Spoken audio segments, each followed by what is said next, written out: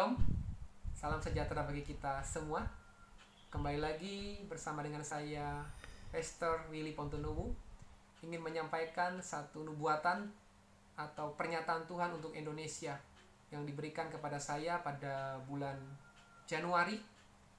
Pada bulan Januari, tepatnya pada tanggal 6 Januari 2020, semasa pada waktu pandemi global COVID-19 yang melanda kota Wuhan, China, dan masih meliputi Eropa. Dan malam hari itu saya berdoa. Waktu saya berdoa secara kusut, saya diberikan karunia bahasa roh. Saya berbahasa roh. Dan waktu saya berbahasa roh bersama dengan istri saya, dan pada malam itu juga saya diberikan satu pernyataan Tuhan tentang kondisi Indonesia, bahkan kondisi di Timur Tengah. Dan pada waktu itu saya diberikan satu pernyataan seperti ini, bahwa di bulan Januari hingga bulan Juni, dalam waktu 6 bulan, itu akan ada masa resesi global, di mana ekonomi akan digoncang, perekonomian Indonesia akan digoncang, dan juga di situ saya dapat satu pernyataan bahwa akan ada wabah yang mematikan. Saya nggak tahu itu penyakit apa, semacam virus, semacam wabah, dan di situ akan terjadi gereja-gereja akan mengalami yang namanya pemurnian. Dan waktu itu pernyataan Tuhan juga bahwa di saat resesi global, di saat terjadi yang namanya wabah penyakit yang melanda Indonesia dari bulan Januari sampai bulan Juni, dan tepat di bulan Juli atau di bulan Juli dan Agustus itu akan terjadi masa penuaian, di mana gereja Tuhan akan mengalami pelipat gandaan jiwa. Banyak orang-orang yang akan bertobat mencari wajah Tuhan, banyak orang-orang yang akan datang tersungkur di bawah kaki Tuhan, mengenal Tuhan secara pribadi. Dan ada ayat yang diingatkan Tuhan, ayat yang diingatkan pada waktu pernyataan Tuhan tentang Indonesia, bahkan tentang Timur Tengah. Dikatakan dalam Ulangan pasal 28, Ulangan 28 ayatnya yang ke-59.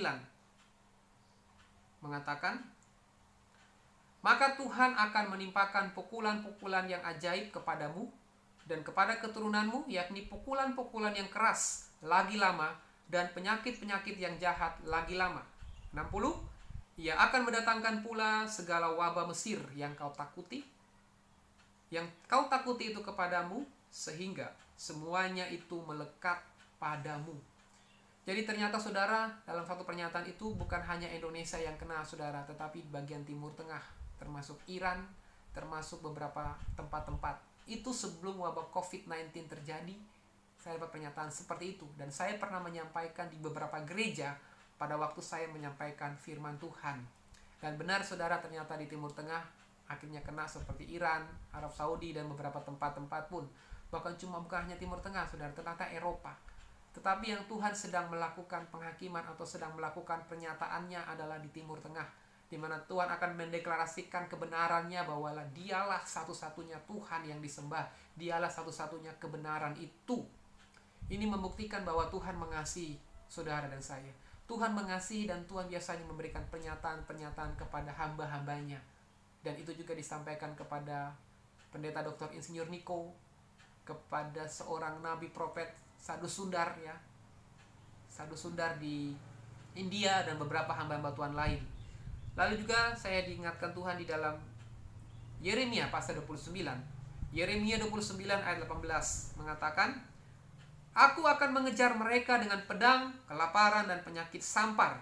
Dan aku akan membuat mereka menjadi kengerian bagi segala kerajaan di bumi, menjadi kutuk, kedahsyatan, suitan, dan aib di antara segala bangsa kemana mereka kucerai beraikan. Sebagai ganjaran bahwa mereka tidak mendengarkan perkataanku, demikianlah firman Tuhan yang telah kusampaikan kepada mereka terus-menerus dengan perantaraan hamba-hambaku, yakni para nabi, tetapi kamu tidak mendengarkannya. Demikianlah firman Tuhan. Saudara, setelah saya mendengarkan tentang pernyataan Tuhan tentang Indonesia dan Timur Tengah, dan akhirnya di bulan Februari benar terjadi COVID-19, wabah virus. Dan luar biasa saudara, angka kejahatan menurun. Di Jakarta itu ada salah satu bukti dari seorang anggota kepolisian mengatakan bahwa pencurian motor, pencurian ke rumah-rumah itu menurun drastis. Orang-orang melakukan kejahatan menurun. Kenapa? Karena mereka di rumah, takut.